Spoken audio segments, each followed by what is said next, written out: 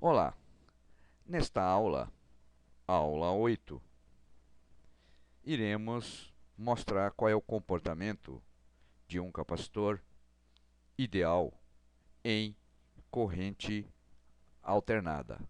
Como vimos na aula anterior, quando um capacitor é ligado numa bateria, a corrente, na hora que a bateria é ligada, a corrente é máxima e a tensão no capacitor é mínima.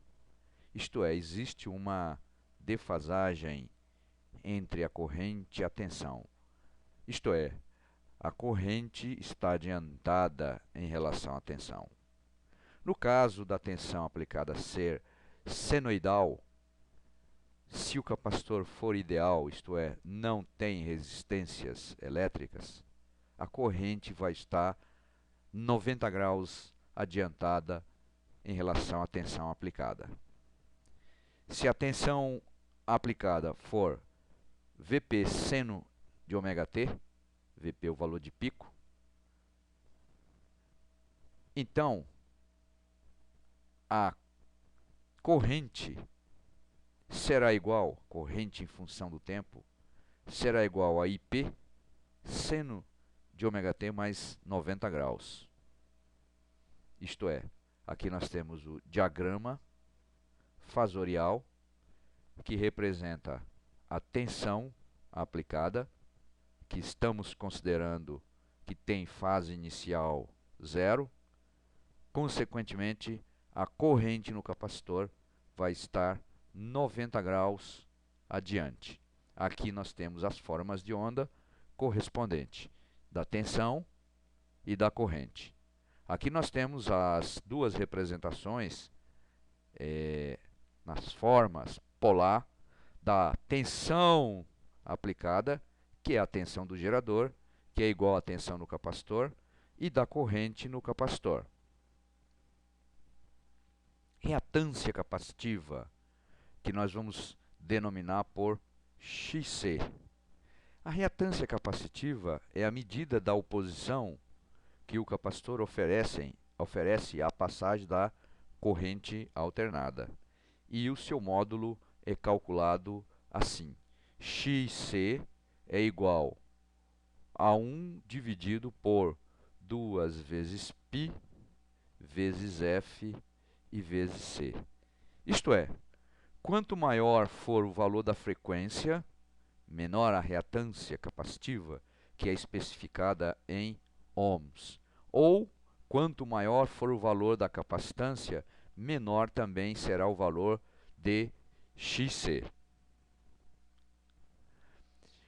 Xc é um número complexo porque a tensão aplicada tem módulo e tem fase, e a corrente também é um número complexo, isto é, tem módulo e tem fase. Consequentemente, Xc é igual ao módulo de V dividido pelo módulo de e C, fase menos 90 graus. Isto é, Xc é igual a menos J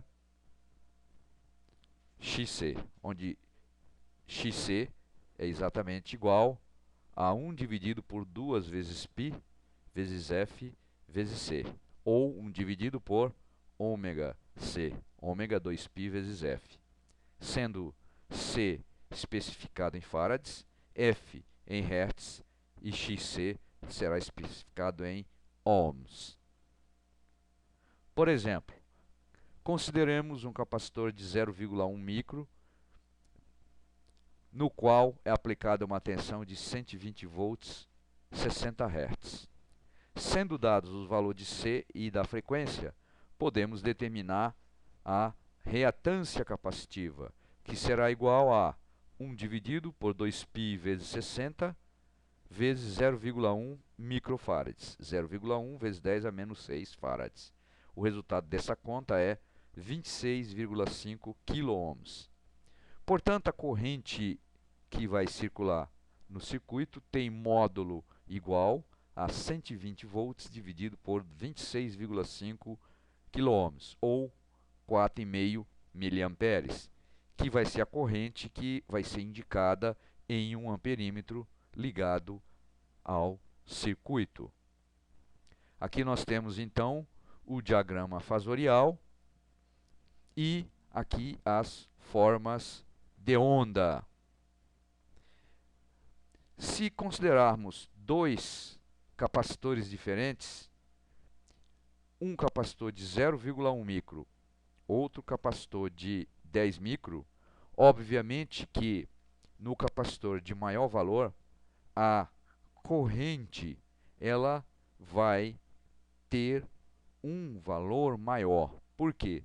Porque o XC, como vimos, ele é inversamente proporcional à capacitância. Quanto maior a capacitância, menor a reatância.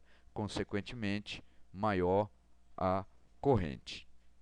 Vamos então finalizar por hoje. Na próxima aula, adicionaremos uma resistência em série com o capacitor e faremos uma análise parecida com a que já foi feita para o circuito RL série.